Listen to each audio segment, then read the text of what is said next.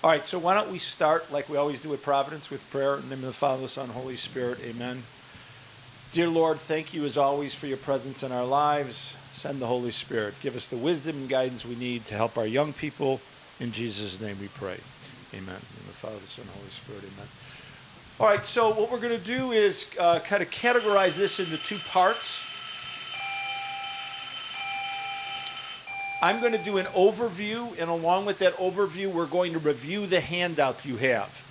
And so please use the handout, but not only use it for today. I'd like you to consider the handout a permanent resource as you go through this entire process.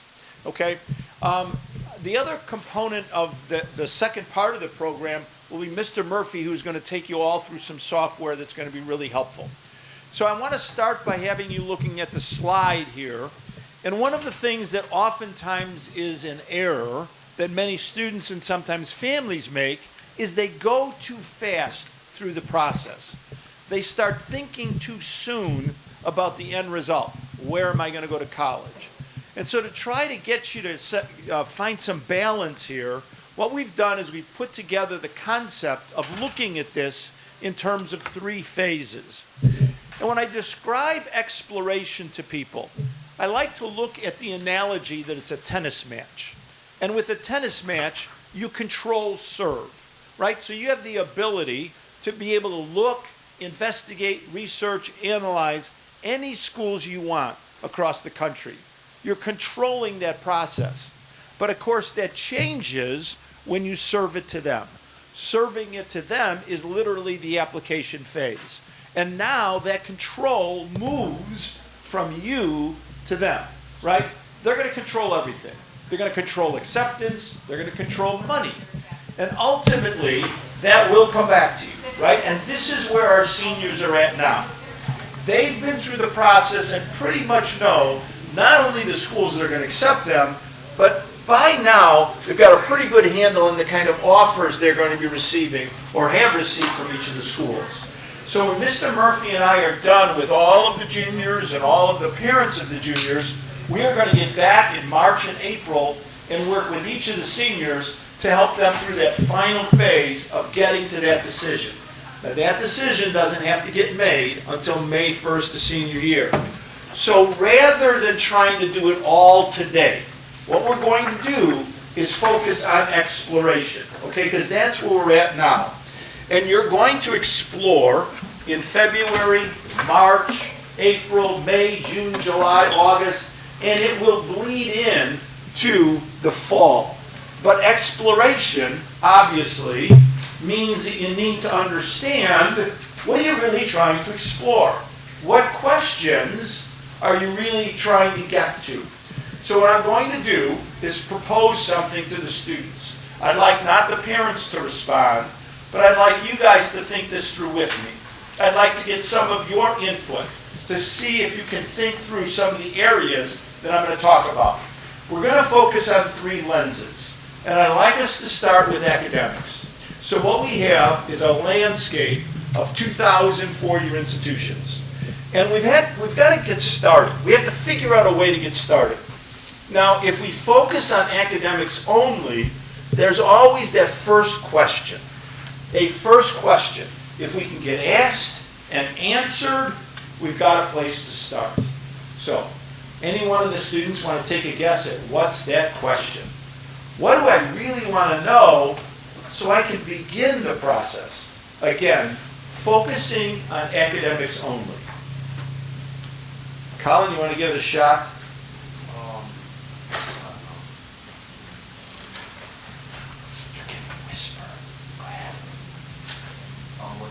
Oh, very good. He came up with that answer. Wonderful. All right. So, yes. And it might not necessarily be, I know my major, but it might be simply, I've got a pretty good idea of the programs I'm interested in. Because with a click of a mouse now, we get started. We get this long list, and we begin to narrow it down slightly. So now question number 2. Question number 2 is a lot harder. Because now what I want to do is discover not only does the school have the program, but how do I judge the quality of the program? So about 15 years ago, maybe even longer, there were some entities that decided they could really make money on this topic. Because everyone likes the idea of ratings, right? You like to know, where is this school rated?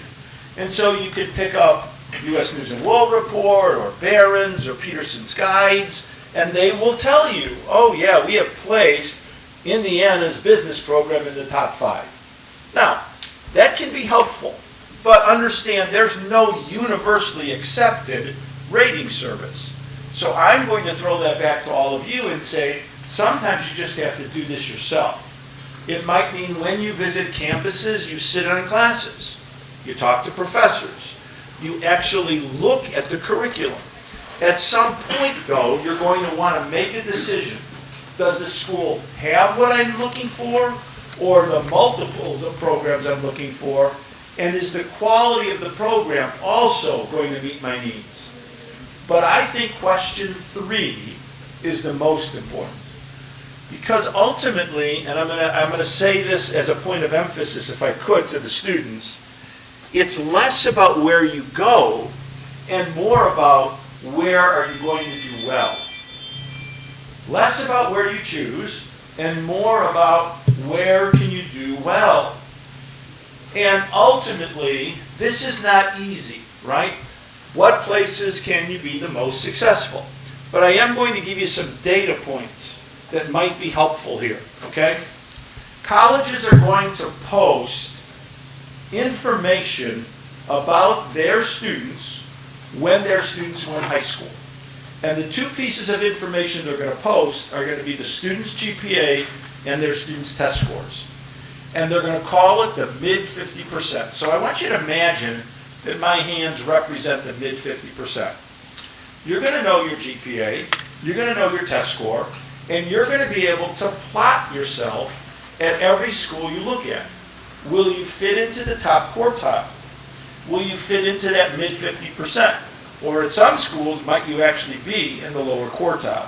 And does any of that help you assess, do I have a good shot of being successful at the schools that I look at?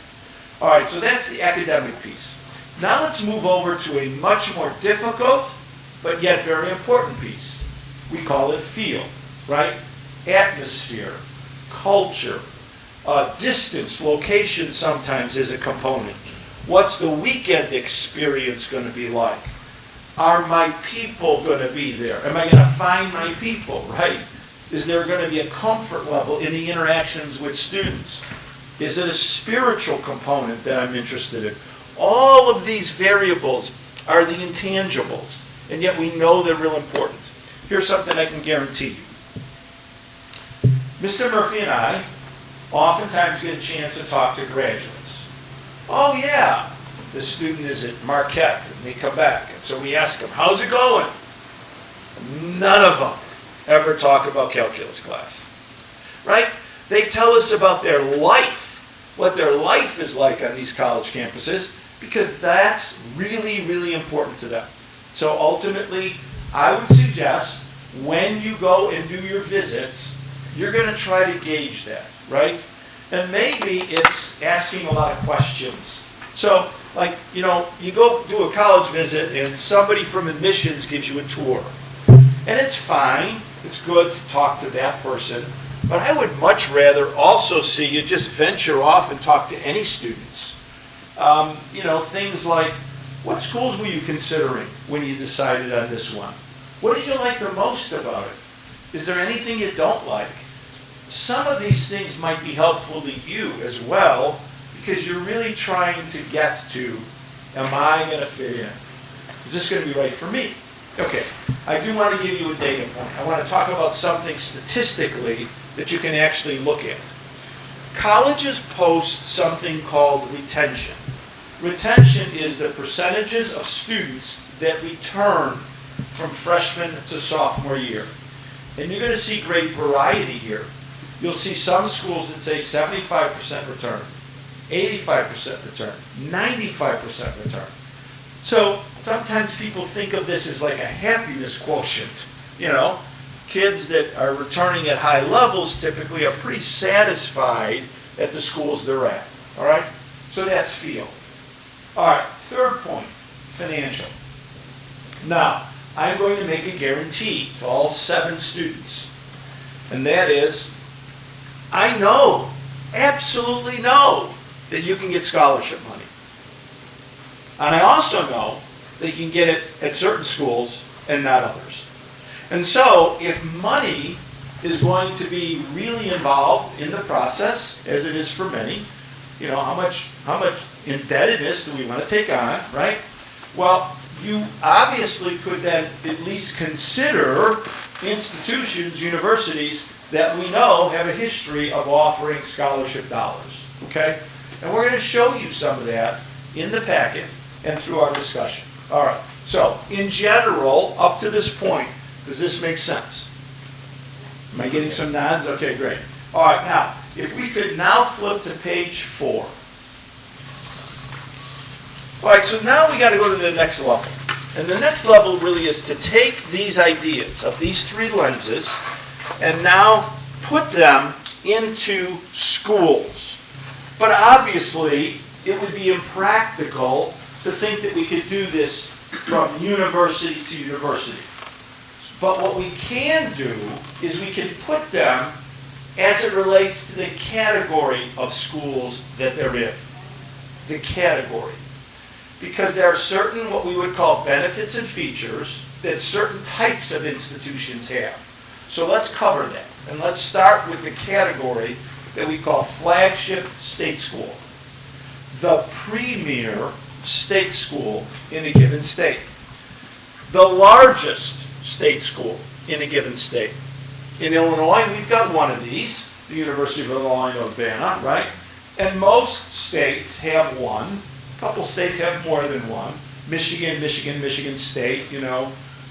So you're going to get Indiana, and Purdue. They're both flagships, but you're going to predominantly get one. Let's look at these types of institutions from an academic point of view, and let's go back to the questions. Question number 1 is, are these schools likely, are they likely going to have the academic program that I'm interested in? Are they likely going to have it? Somebody want to hazard a guess as to whether or not they're, Mitch, are they likely going to have the academic programs that I'm interested in? Yes. Yes. Yes. And the reason it's yes is because of their size, right? With them being the largest, that means they're going to have the most students, which means they're going to have the most programs. So it's not impossible that they might not have what I'm interested in, but it's pretty likely that they will. And not only what I'm interested in, but if I do choose to change a major, okay, it's likely I won't have to change universities, because they're probably going to have that major as well. Point number 2, how about quality? Is there any way we can generalize about quality? I would say yes, because they're the premier institution in the state, they're selective, they're probably going to have strong academic programs, right? That'll vary a little bit, but generally. And then thirdly, am I likely going to have academic success? Well, I know kind of where you all are at academically here, and I would say I'd be really confident at these types of institutions that all of you could certainly have academic success, right? Now let's walk over to field. And again, I really would like you guys to think through this. Kaylee, I'm going to ask you what you think of this. What do you think is the atmosphere that seems to attract some students to these flagship state schools? What kind of an atmosphere do you imagine is a prominent feature of these bigger places?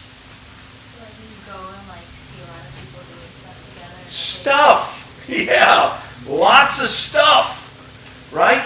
Because they're so large, they're going to have tons of activities and a lot of big stuff, like, you know, the big basketball arenas or the big football arenas where there's tons of students and families and people attending these things, right?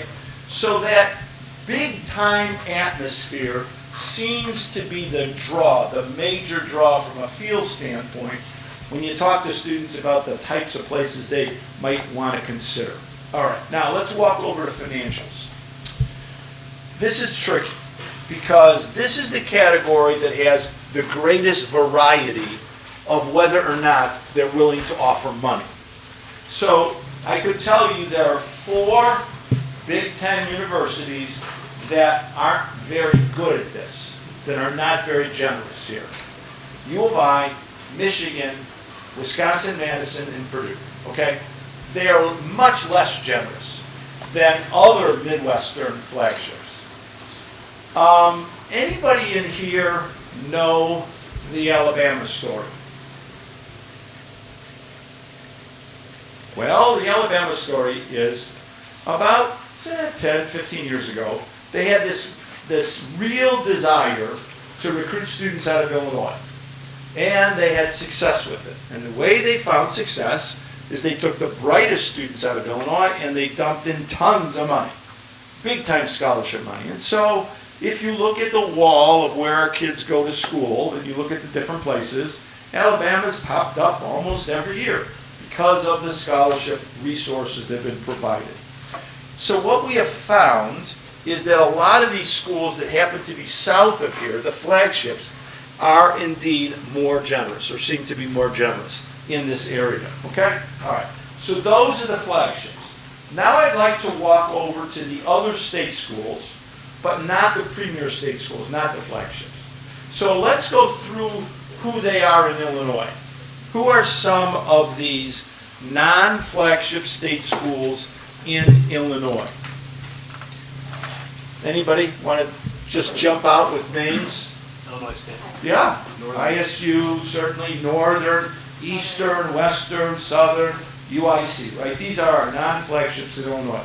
So let me give you a little bit of Providence history about these types of institutions. You could take all of them and then look and count the applications every year.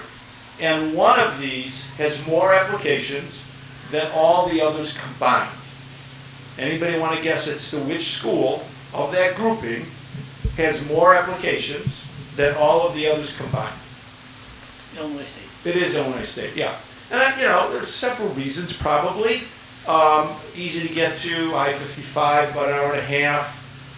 Academically, when you look at the profile, the academic profile at ISU, and then you start comparing it with the other state schools, of course U of I's always got the top profile, then ISU kind of slots in right after that. UIC's in that same category a little bit, but that's typically the slot.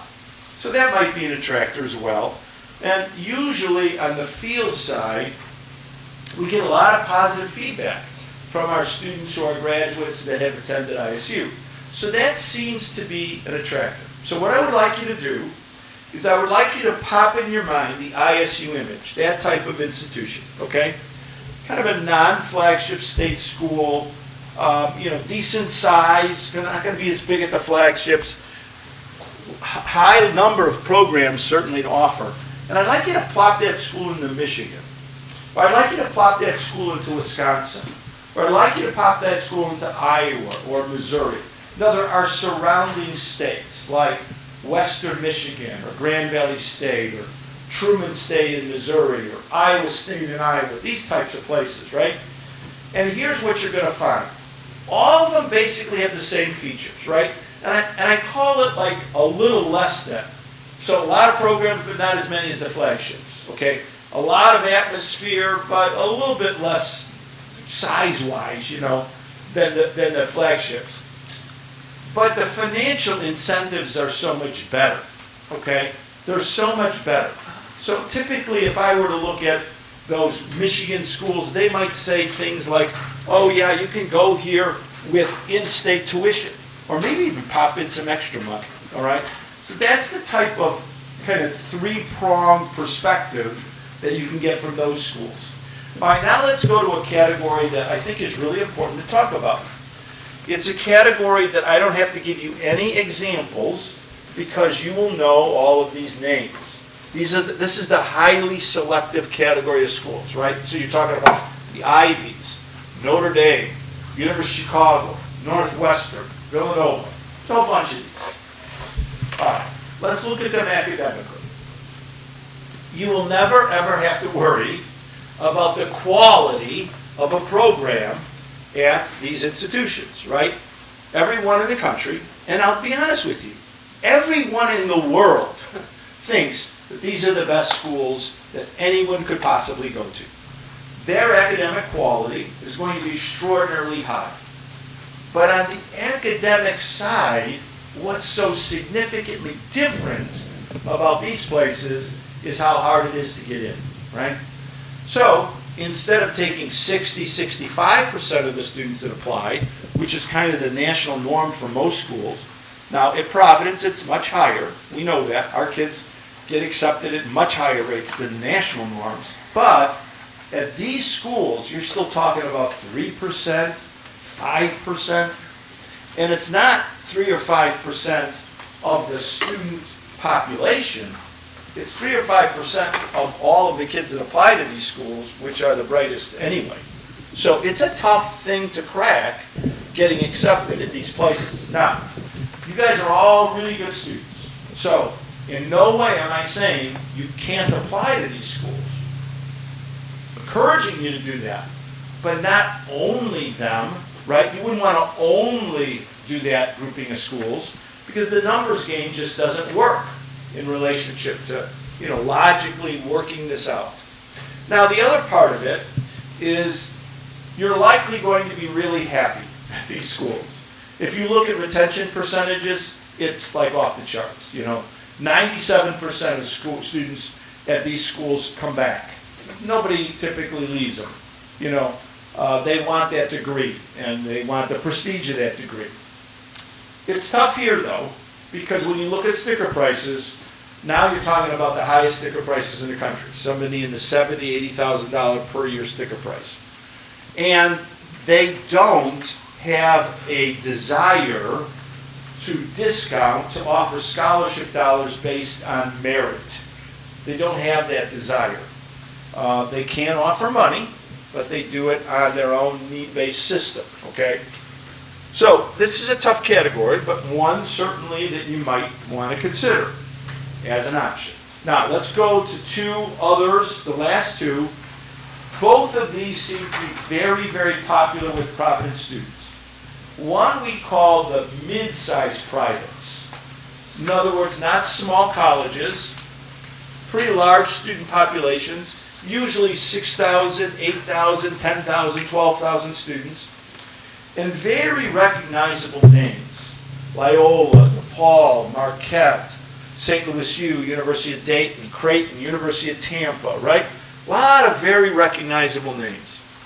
So, from an academic standpoint, big enough to have a number of programs, selective in admission standards, so that quality typically is pretty high, right?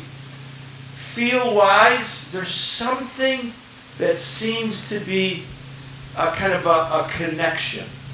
There seems to be a connection here between the Providence experience and the experience that a lot of students have at these mid-sized privates. Anybody want to take a guess at what that connection might be?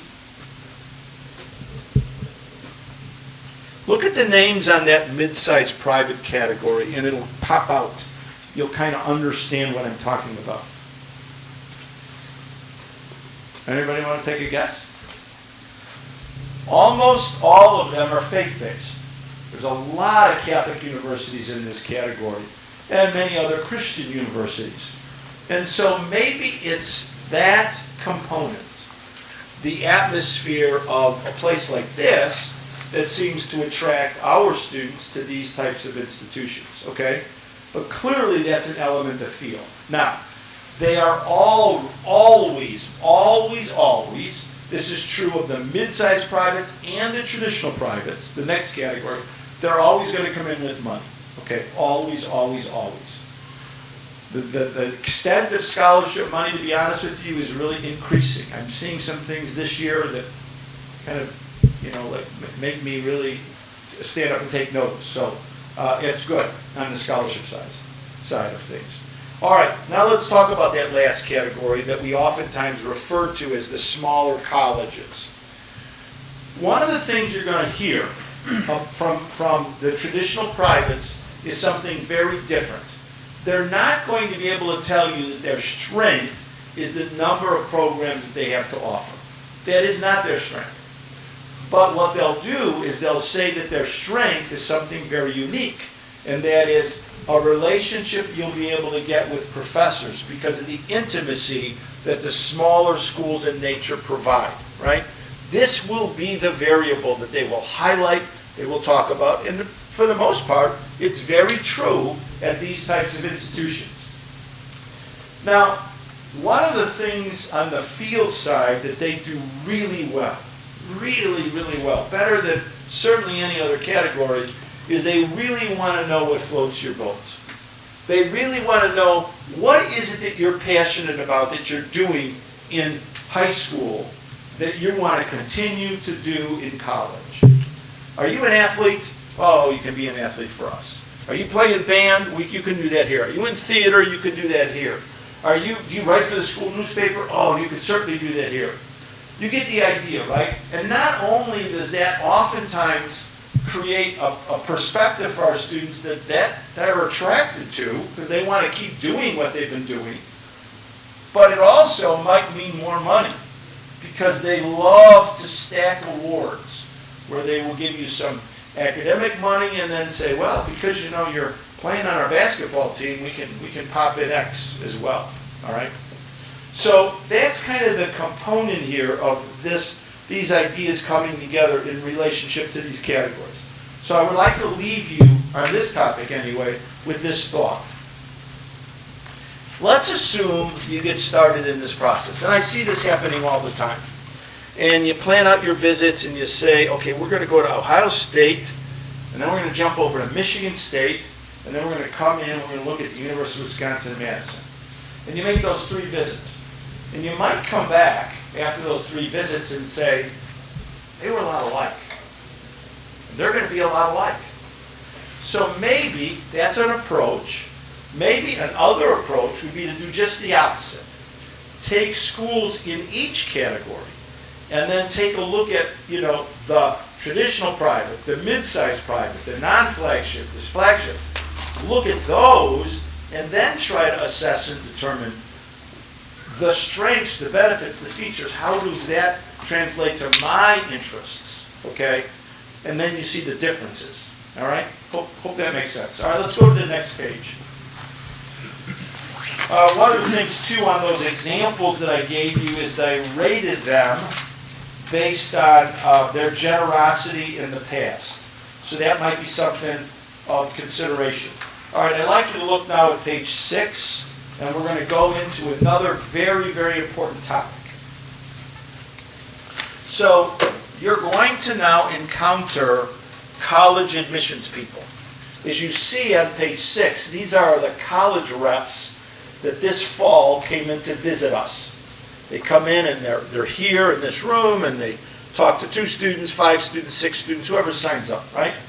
And then, of course, you're going to visit college campuses, and so you're going to encounter college reps there. And I'm hoping you go to some college fairs, and you're going to encounter college reps there. Now, this is the student that most college reps encounter. You understand this is what they do all day, right? They go to high school, they go to college nights, and they indeed encounter students. This is the student that most college reps encounter.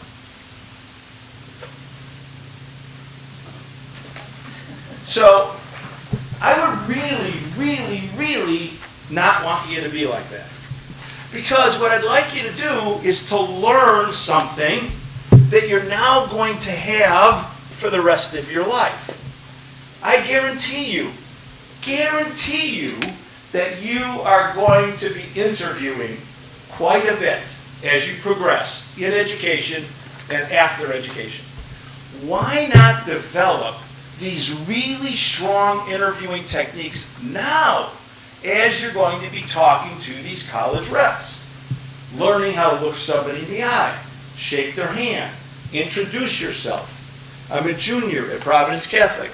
I'm just now starting the process of exploring colleges. I've actually been to your website. I'm really looking fondly at some of the things I've been seeing, but I have some questions. Wow, you're now engaging the person. You're demonstrating interest, and we're going to help you. Turn to the next page. We give you a series of questions. You can use these questions, you can use any questions. The point is you're different. You're engaging the person you're talking to. Please don't do this. Don't walk in with this packet. What are the safety issues on campus? How are they addressed? You get it? You understand? I mean, you want to obviously absorb these questions, get an understanding of, why you use them, or create your own. That's fine. Now, why do you want to be different? Why don't you want to be just like everybody else they talk to? Well, you want to separate yourself because in some cases, the person that you're going to talk to, that admissions person, they might be the same individual that reads your application and is going to determine whether you get in or you don't get in. Second component, that admissions person might be the same person that sits down and assesses what type of scholarship opportunities you might be getting. So, knowing that person, developing a relationship, at least offering them the possibility that they might remember you could be a tremendous asset in this process. And ultimately, it could indeed be a skill that you develop now in the next year or so that you're going to use all your life. Okay? All right, next page. Let's talk a little bit about the pluses and the minuses in the new test optional world. Okay? As you can see there are a number of dates that allow you to sign up to take the ACT, or if you want the SAT. There's where you go, the website that you would go to do this, right? So you take 2, 3, 4, whatever number of tests that you want to take. And then you're determining, or you're assessing, should I use this as an element when I apply, or should I not? So here's the simple rule of thumb. The simple rule of thumb, Mr. Murphy is going to show you a lot of features on Naviance soon. Go to that school, look at their average ACT score. And then if your score or super score is below the average, might want to go test optional. If it's above the average, send it there. So I've got 10 schools I apply to. We love 10. You apply to 10, 12, 8, whatever, multiple options. Create multiple options for yourself. But the point is, you apply to these schools, and maybe 4 of them, you'll send your test score in, and others you won't. You can do that. You're going to control all that. We're not going to put the test score on the transcript. That's all going to be you. You're going to make the decision, okay? Now, why is it a disadvantage? That's all an advantage. Well, the potential disadvantage, it's slight, but it could be there. When the schools went to test optional, their volume of applications increased markedly, right? So some students who might have looked at a selective school would never have applied in the past because they knew they didn't have the test score to be considered. But of course now they are. And so the volume of applications means potentially that maybe if you're on the edge, might get in, might not, that might be a negative. Now we don't know that, but it's kind of common sense to suggest that might be a possibility. But that's the world we live in. We can't get away from it. We live in a test optional world now, so it could work to your advantage. I think it will for the most part, but know that that potential disadvantage is also there. Okay. All right. Let's just mention quickly test prep. You should have gotten something in the mail that Providence is offering test prep, and we are. And then, of course, there's many outside vendors that do test prep, and this might be something you want to take advantage of. That's totally up to you. All right, at the bottom of page 8, the Lewis University College Fair kicks us off, okay? And that's early in March. Now, at Lewis University on that night, there'll be about 250 college reps, okay? Now, I know you don't really think I'm this old, but I'm really old. I guarantee you, I'm really old. And this is year 48 for me. So I've been to a lot of college fairs. And this is typically what I see. The student walks around.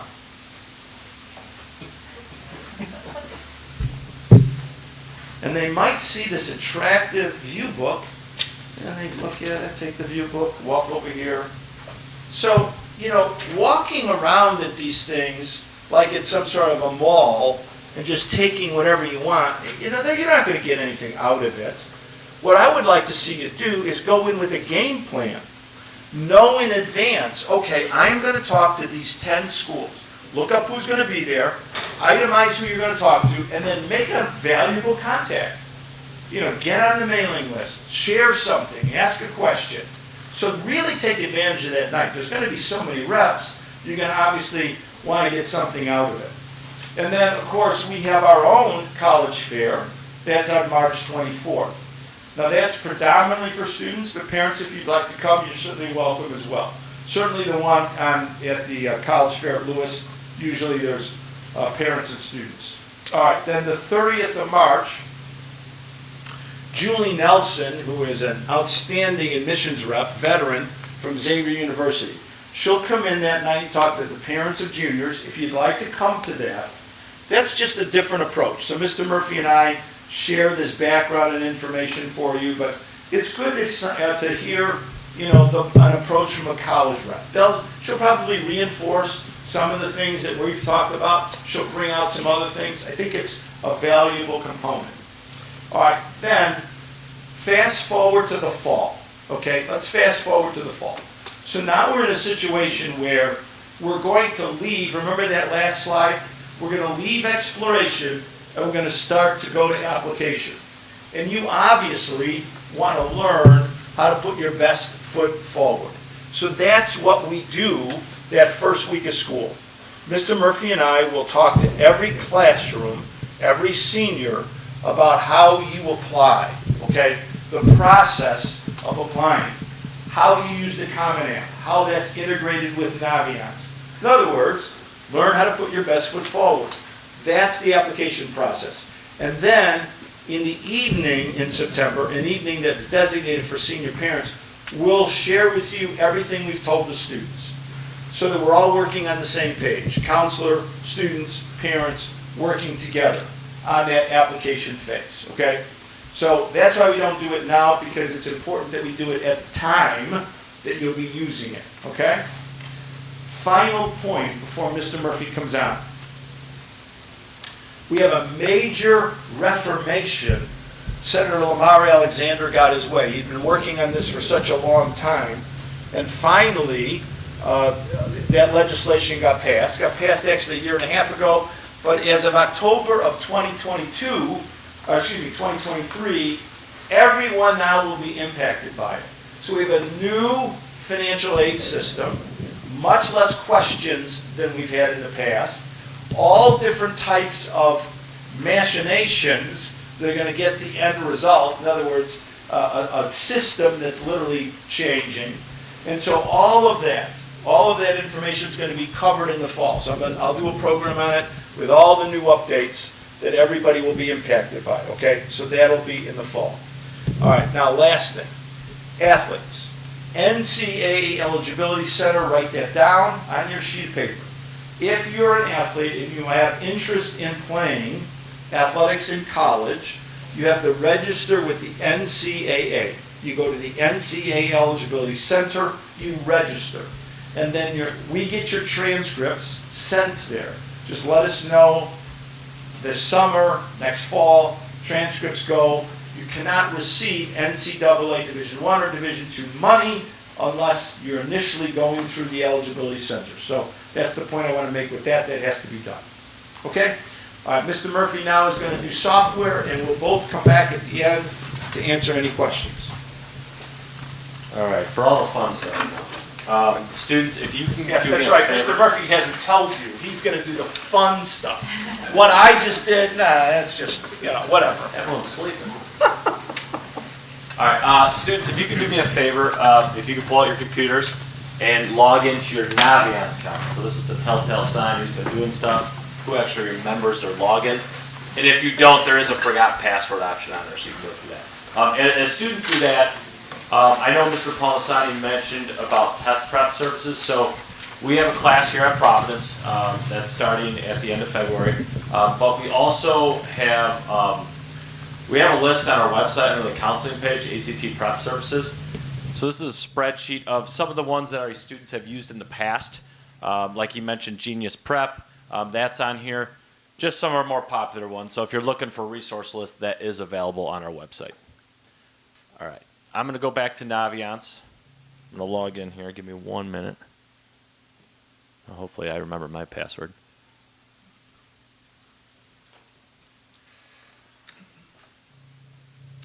Okay. Students, how you guys doing, all right? Okay. So what I'm going to do now is, like I said, take you through the software and explain how you're going to be using Naviance as it pertains to the exploration phase. So when we look at the exploration moving into the application phase next year, Naviance is going to be used a number of different ways. But like I said, right now you're in the exploration phase. So how can you use the tools and resources that are available on here to create lists of colleges that would be considered good academic fits for you? Okay? And that's what you're doing here. Now, when you get to next year, so start of senior year, when you're starting to that application phase and applying to colleges, understand that students for the most part are going to be applying through Common App. Okay? So what happens is students apply through Common App. There's a notification process where they let us know. And then we actually send their transcripts, letters of recommendation, anything that they might need, we send through this system. So that's for next year, but understand that there's a process to it where we use this basically from this point forward into the senior year. Okay? All right. So up at the top, you'll notice where it says self-discovery. If you can go ahead and select that option for me. So we have students in here who've already decided what they want to do. They know the field, the career they want to get into, and that's great. You know, we have a lot of kids who have already, picked, I want to go into business, or I want to go into engineering, or what have you. We also have a handful of students that are undecided on what they want to do. They're still exploring not just college options, but they're exploring career options, right? So one tool resource that you can use that's on Naviance is the self-discovery. So there's 3 career assessments that are available to students. They're short, they're easy, 15, 20 minutes, not long. And based on, ask questions about their strengths, their interests, and it's going to generate a list of potential career options that that student might want to think about, right? That match the way they answered those questions. So I'm not going to get into this now, but know that this is a resource that is on here. It's available to all the students. If you're still in that undecided mode, I'm not sure what I want to do, okay? But where I want to spend more time is up at the top under the colleges tab. So if you go to colleges, College Home, there's a series of tools on here that are really helpful. I want to highlight a few. Up at the top on the left-hand side, you see where it says Super Match. Go ahead and pick that. So the Super Match is nothing more than a college search, right? You've done college searches or you've seen them before. You have a list of filters across the top. You put in information that pertains to you that's important, and it generates a list of colleges. So I've already done one as an example, but you can see some of the questions that they're going to ask. They'll ask questions about the location. So some students can easily narrow down based on location. I want to commute. I want to stay within a few hours. More and more over the last, I would say, 4 to 5 years, we have students moving outside the Midwest. So we have a college map right outside our offices here, and we put push pins on the map for all the schools that the kids have gone to over the last 4 years. And if you would have looked at it 5 years ago, 95% of it was located in the Midwest. Now you look at it, and it has expanded out. And part of the reason, as Mr. Palmisani alluded to this, is the fact that a lot of schools outside the Midwest are offering our kids lots of money. Obviously, Alabama's the big example, right? But there's more and more schools that are doing things like that, and our kids seem to be willing to not only get the money but move out to the warmer weather. So, that's a conversation that you're going to want to have. Are those schools options, right? Like I said, we have a lot of schools in a packet that are outside the Midwest. You get to academics. Here's where you're going to put in the college major, program of study. What are you interested in? Maybe you're undecided. Well, it becomes harder to narrow it down. You're talking about such a huge landscape of schools. Maybe you do a couple searches, one with business, one with engineering, whatever you're deciding between. You can go that route. The admission tab is going to ask about your GPA and your test score. So the GPA they use in the system is the unweighted, which I don't like that they do that, but that's what they do. And then the test score. So you may not have a test score yet, that's fine. You could put in what you hope to get, what you estimate. Here's my goal, right? You play around with this. You do a couple searches, one with this score, one with a higher score, right? If I could boost my score up 2-3 points, what other schools become good academic fits for me, right? You get into student life, diversity, so forth. Characteristics of the school, so the size, public, private, right? Now, one feature you want to be aware of is the cost. So in Naviance, the cost feature, they're comparing sticker prices. So that's what they're using here. Our families in general, for most schools, are not paying sticker prices. So what you may end up doing is eliminating a school. For example, you look at the mid-sized privates, high sticker prices, right? But they're getting lots of money. Our kids are getting lots of money from those schools. Loyola, our kids are getting $20,000 to $30,000 a year from. Okay, well, it's driving down that sticker price, right? So don't use this feature. Again, I'm showing you how you find academic fits. Once you get your list of academic fits, that's usually the first step. Now you take it a step further. Well, let's see which of these schools we can go and visit, right? Where you get that feel, atmosphere. And you're not going to be able to visit all of them, right? That's not realistic. But if you visit schools in categories, hey, I tend to like these mid-sized privates, or I tend to like the bigger state schools, well, let's look at a few more of those options. And then the next step would be the financial, right? So now you have a spreadsheet of your academic fits, where you visited, and then you go through and start doing the net price calculators and start getting an estimation of costs of this school to this school and all the way down your list. All right? So what you now have is your listing of schools, and you're going to have to play around with this. If you don't put enough into the filter, you're just going to get a huge landscape, and you're like, where do I start here? But you're going to scroll through, find schools you've heard of, you like, maybe you don't like. But anytime you find a school that you're interested in, you want to put it on a list, a spreadsheet. You could save it to Naviance. The one feature in Naviance that I like is, and you'll see this all over the place, they'll always have a heart next to a school that says favorite. So anytime you select that, that'll save a school to your list that you can come back to. All right? So however you want to go ahead and search the schools, and I'll show you a couple different ways, that's one way to create that list I'm talking about. Okay, so I heart there, I heart Purdue.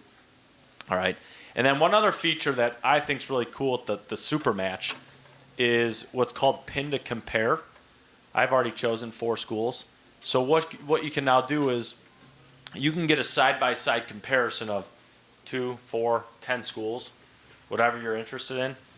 And what it's comparing is all the information that you put into the filter. So those categories across the top, well, if you scroll down, I keep losing my mouse here, sorry.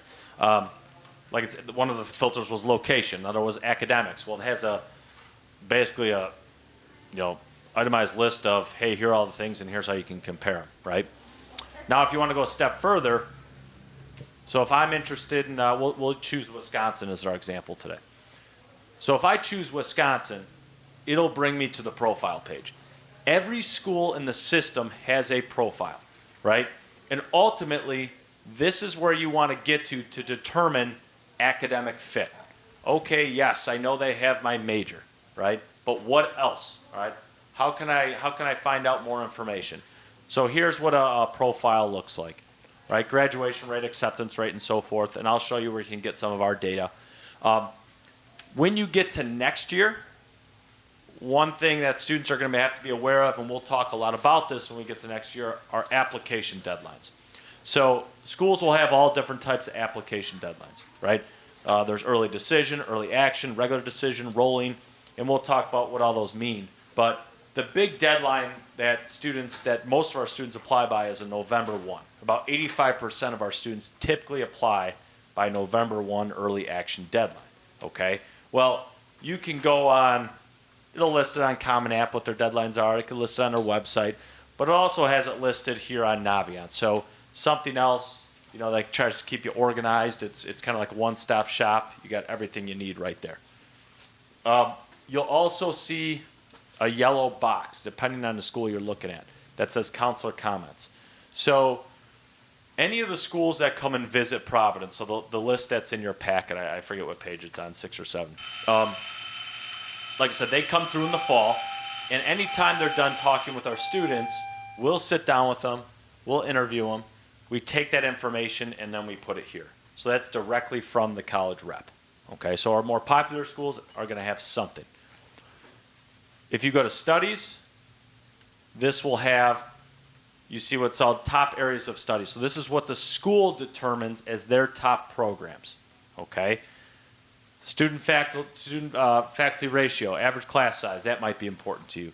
Something else you want to look at is student retention rate. So 95%, that is really good. Okay, and I know from our students that go to Wisconsin, they stay there, they love it, but that's a really, really impressive retention rate. So let's say you have your list and you're going through your 15 schools, right? And they all seem to be pretty high, and Naviance actually has a button you can click in the search that, hey, show me schools that only have high retention rate. And I forget what the exact number they use. I don't know if might be like 82 or 85%, somewhere in that range. But let's say you're looking and you come across a school that's 80%.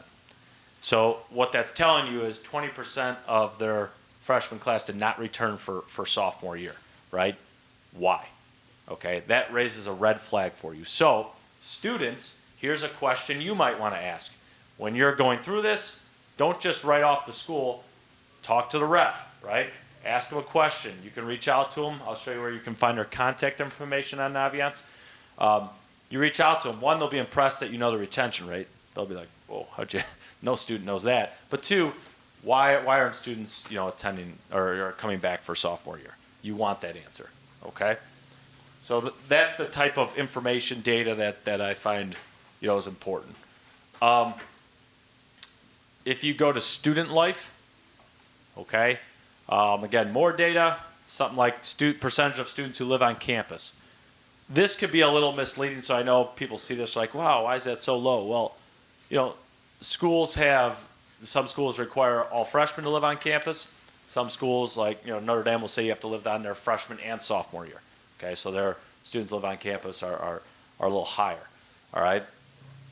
The admission tab is where you're going to find a lot of the academic stuff. So you can go back to 2017 for any school, and you could see the number of students who applied to that school, all right, from each year, how many were accepted of the total, and then how many actually enrolled there. All right, so you can see how popular the school is. If you want to go a step further, you can go to what's called the scattergram. So every school will have a scattergram. And what they use here is they use a GPA, okay, and an ACT score, and it's all the students from Providence since 2017 who have applied to whatever school you're looking at, and it charts them. So for Wisconsin, you could see, all right, the red X's were denied students, the green checks were all students who were accepted. So now you plot yourself in comparison not to national numbers, because we know that our rates are much higher, our acceptance rates are much higher than the national averages, okay, basically across the board. But if you start comparing yourself to other Providence kids, you start seeing, right, almost a gray area in here. You start, almost, all right, 30, 29, and a 4, 1, 4, 2, okay? You start getting into that range where it's like, okay, I'm a little in a gray area, right? You start getting above that, you can see your rates start going up quite a bit, all right? So any school you're looking at, I think it's important to look at the scattergram.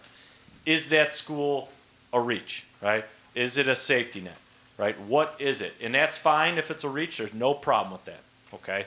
Just make sure you have schools built in where you can look at a scattergram and say, yes, I'd be accepted there, I have no doubt, right? And all you guys will have those options, right? There's schools out there where all of you will be admitted.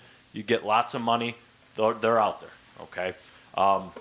But, you know, when you get into the highly selectives, you always have to be careful because, you know, you're talking acceptance rates that could be 10, 12, 15%. And everyone who's applying there is a top level student. So they're denying kids that are really. Does it go a layer deeper by like college that you're applying to? No, that's the one thing it doesn't do. Yeah, so like U of I, for example, you know, the business engineering be very different, you know, than the rest of the colleges. So yes, that's the one drawback. Yep. All right. And the two lines that are going across and up, is that the median? Is that the Yeah. Yep. kind of the breaking point? Mhm. Yeah. Yep. All right. The other thing, real quick, under communicate, you could. That's where you can get in touch with our rep if we have one. Well, now, depending on the school, we may not have a rep. But if you want to get directly in contact with them, email, phone number, that's right there. Otherwise, you can look on the website too. But if you've ever been on some of these college websites, they can be very difficult to navigate. Okay. All right. Let's go back to the colleges tab. So that was, I just showed you the Supermatch, right? That's one tool. You can go directly to the scattergram. So if you already have your list of, hey, here are my 10, 12 colleges, and you just want to look at the scattergrams, instead of going through all that, here you go, right? Every school that a student has applied to in the last 7, 8 years, it's on here. Some have one application, not going to be very helpful, you know, some random school in Minnesota, you know, like probably not going to work. But, you know, you look at Alabama, has 234 data points, right? Pretty helpful to our kids. Okay? Go back here. The other resource you might want to look at is what's called College Lookup. So what we have here, when you go to that, the first thing that pops up is what's called the quick list. So the quick list is basically I think it's like 60 schools, somewhere around there. It's our top 60 colleges where kids typically apply. So for the kid who doesn't know where to start, all right, it's like, all right, I don't even know what schools to look at to begin with. All right, start with this list. Go through. All right, hey, you know what? Carthage, okay, school I've heard of. Maybe I'm interested in it. I'm going to come back to it later and look at their profile. I'm going to save it to my list, right? And you scroll through and you can heart them and go back to them on your list. The other cool feature about this is when you hit the drop-down menu, there's something called college groups. So these are groupings of schools based on specific categories, majors, programs. Some we have created, some were already created by Naviance. So if you're interested in business, we have a grouping of schools where our kids tend to look or apply to if they're going into business. It's not every school in the country. It's not every business program. It's just a starting point for our kids, right? There's one for engineering, education, 7 and 8 year medical programs, and so forth. So that might be a resource that's helpful to you. If you go back to colleges again, so that's basically find your fit. There's another college search in there you can use. I don't like it as well as the Supermatch. I think the Supermatch has more to it. But those are all tools. Now, if you scroll down where it says college visits, so there's nothing listed there, obviously, but in your packet on the college visit page, so between like mid-September, mid-November, we'll have college reps come through, about 60, 70 college reps come through. They actually meet right here with our kids during the school day. Like I said, afterwards we talk with the reps. But that list is going to be located here in the fall. So we'll remind students about this, but I'm letting parents know that I always tell kids, you know, take a look at this list once, twice a week, because college reps will contact us. Hey, we want to get in and talk with your kids. You know, we might have already started them, but it's end of September and they're reaching out and trying to schedule a date. Okay? Well, we're going to get them in. We'll put them on the list, the date, the time they're coming. If there's a school on there that you're applying to, come down, sign up, okay? Because the rep that's here, a lot of times, that's the person who's actually reviewing your application. They're reading your essay. They're involved in the acceptance, okay, and the admission part. So you want them to get to know you other than just a piece of paper and application. Oh, I remember this student. They asked about the retention rate, right? Okay, they asked why our retention rate was 78%. Oh, okay, that stood out, right? Those are the things, the relationships that you want to build, and that's one way to do it. All right? Okay, That's it for Naviance. I could probably spend another hour on there, but I always tell families if you can do a half hour a week, something college related, using Naviance, doing searches, looking at websites, it'll go a long way in helping you when you get to senior year, when you get to the application phase and start applying. Okay? The last two things, there's two pieces of paper on your desk, if you could grab those. They're two scholarships. So both of them are Augustinian colleges, so the two Augustinian, Villanova and Merrimack, both offer full tuition scholarships. So we'll look at the Villanova one first. So the Villanova is a great opportunity, obviously a highly selective school. We get to send one student there every year on a full tuition scholarship, not including room and board. So it's a great opportunity, right? So someone from your class will be awarded the scholarship. You can see the criteria, 4.6, 31 ACT. We require that they take a visit to Villanova. So I would just say if you're interested in this scholarship, just let one of us know before the end of the school year, and then we'll walk you through the next steps and what you need to do and so forth.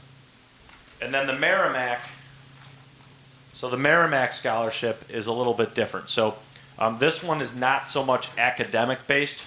You know, you still have to be admitted to the school, but you are automatically considered for this scholarship just by applying to the college.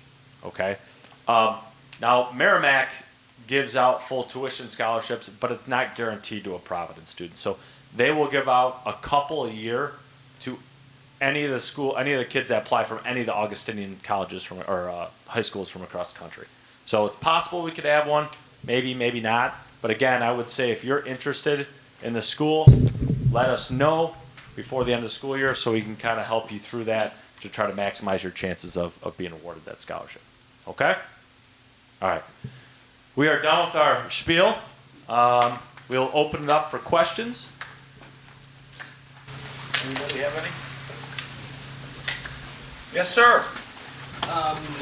It's been a bit since I've looked, but I mean, to your point, I think one of the pieces of the puzzle that's the hardest to gauge is that retention rate. They're all so bad.